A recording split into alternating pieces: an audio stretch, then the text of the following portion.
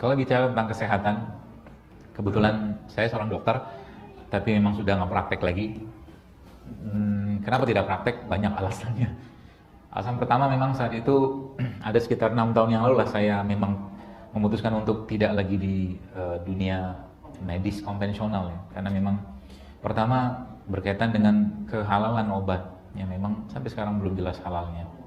Kalau itu pun diakui memang oleh waktu itu Menteri Kesehatan yang lama ya, yang perempuan itu dia kan 80-90% obat-obatan yang ada saat ini memang nggak jelas halalnya. Pertanyaannya apakah itu darurat gitu kan? Kalau darurat, ya saya mengistilahkan, mengibaratkan itu begini. Kalau darurat itu ada terminnya gitu kan. Tapi kalau terus-menerus darurat bukan darurat namanya. Ya. Maka kalau kita belajar di semua maka pastinya akan ada obat-obatan atau hal-hal yang halal selain pada halal maka pasti dia toib gitu kan, baik dikonsumsi manusia. Tapi qadarullahnya manusia zaman sekarang nggak ngerti tentang itu. Ya. Nggak ngerti tentang konsep sehat itu kayak apa sehingga saat ini ya kita lihat penyakit begitu merajalela luar biasa banyak di mana-mana dan orang nggak tahu mencari solusinya gitu ya. Padahal solusi itu sudah disiapkan oleh Allah SWT. Baik, saya kasih beberapa analogi-analogi buat teman-teman sekalian biar paham bagaimana sebenarnya Allah sudah menyiapkan semua tools itu kepada kita semua untuk hidup sehat. Jadi kalau kita melihat dari Al-Quran, Allah menyampaikan dalam Al-Quran bahwa manusia itu diciptakan menjadi Abdullah, menjadi hamba Allah gitu kan. Yang pertama itu, yang kedua Allah menciptakan kita menjadi khalifah gitu kan. Jadi khalifah itu pasti sosoknya gagah gitu kan. Anda bayangkan sosok khalifah yang naik kuda gitu kan, atau main pedang, tidak sakit-sakitan gitu. Ya. Tidak ada khalifah pagi-pagi makan nasi uduk, nasi goreng, cireng, cilok gitu kan. Gimana mau sehat begitu? Ya. Apalagi saya sepertinya ini banyak mazhab gorengan. Kalau Anda ngikutin IG saya biasanya sudah tahu. Saya bukan nggak suka gorengan, tapi saya memilih untuk tidak makan. Karena autoimun pun bisa dari situ. Autoimun. Autoimun itu apa? Berat Pak. Kalau Anda sudah berurusan dengan autoimun itu obatnya. Kalau di konvensional ya, obatnya itu steroid. Steroid. Nah, steroid itu harus dimakan seumur hidup. Ya. Gara-gara tepung gitu kan. Nah ini yang mungkin kita perlu pelajari dan kita perlu lihat bagaimana kondisi umat saat ini dengan berbagai macam permasalahan kesehatannya. Sebenarnya jawaban atau solusinya itu ada dalam Al-Quran. Ya. Termasuk dalam surat Al-Basa.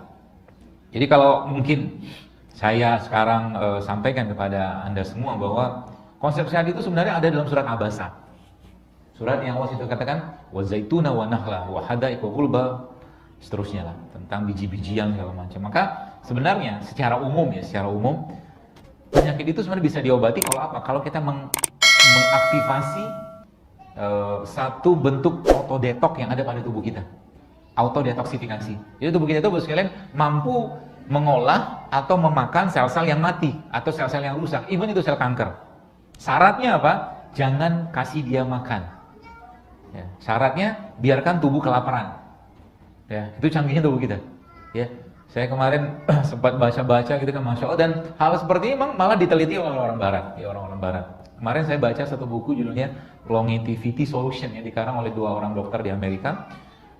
Dia mengobati orang DM, kencing manis, yang sampai detik ini tuh Barat tuh nggak ada solusi. Sekarang saya tanya, misalkan kita bicara tentang darah tinggi aja, darah tinggi itu ada obatnya nggak? Ada obatnya, tapi itu obat atau membuat Anda bisa bebas itu. Sebagian besar darah tinggi itu atau hipertensi itu kan kalau kita baca di penelitiannya emang kata mereka, kata jurnalnya atau kata Barat ya, itu 90% itu idiopatik. Idiopatik itu nggak ada obat atau nggak diketahui penyebabnya, maaf. Nggak diketahui penyebabnya, akhirnya dikasih obat. Ya. Terakhir saya dapatkan satu semacam amaran gitu kan tentang obat darah tinggi. Ada beberapa obat darah tinggi, salah satunya itu golongan ARB namanya. ARB itu angiotensin receptor blocker yang belakangnya sartan, itu ternyata memicu kanker. Belum selesai. Kalau kita bicara tentang obat kolesterol Anda browsing aja lihat side effect of statin. Statin itu golongan obat kolesterol. Ya. Maka Anda akan dapatkan banyak sekali efek samping dari obat-obatan. Kenapa? Karena manusia didesain Allah tidak untuk menerima produk sintetik. Sebenarnya gitu sebenarnya. Termasuk obat-obatan. Ya. Bolehkah kita pakai? Boleh, tapi dalam kondisi darurat.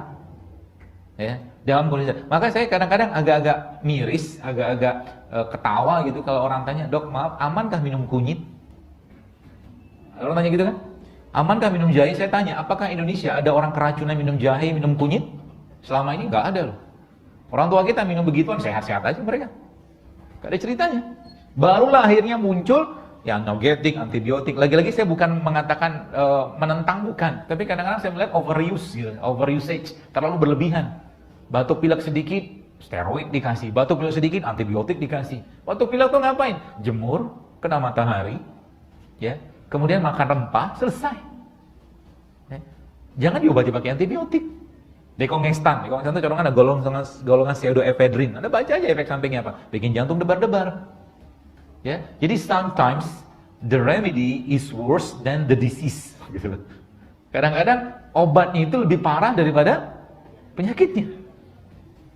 Ya, dan kalau dicerna kata-kata saya ini, dan ini memang faktanya begitu adanya, dan tidak menyalahkan, memang kondisinya itu memang seperti itu. Dan saya dan mungkin teman-teman yang belajar di pengobatan konvensional atau di dokteran, memang diajarin kayak begitu. Baik, Anda cerna baik-baik kata-kata saya. If the prescription work properly, kalau seandainya resep itu bekerja dengan baik, why you still keep taking it? Harusnya sesuatu yang bekerja dengan properly, dengan baik, harusnya Anda nggak perlu lagi makan. So, bahasa simpelnya apa? Is not medicine. It's sick maintenance. Paham? Ngerti apa orang son? Ngantuk. Jadi, ya, kadang-kadang saya mikirnya ini bukan obat gitu kan, tapi apa ya? Pemeliharaan penyakit.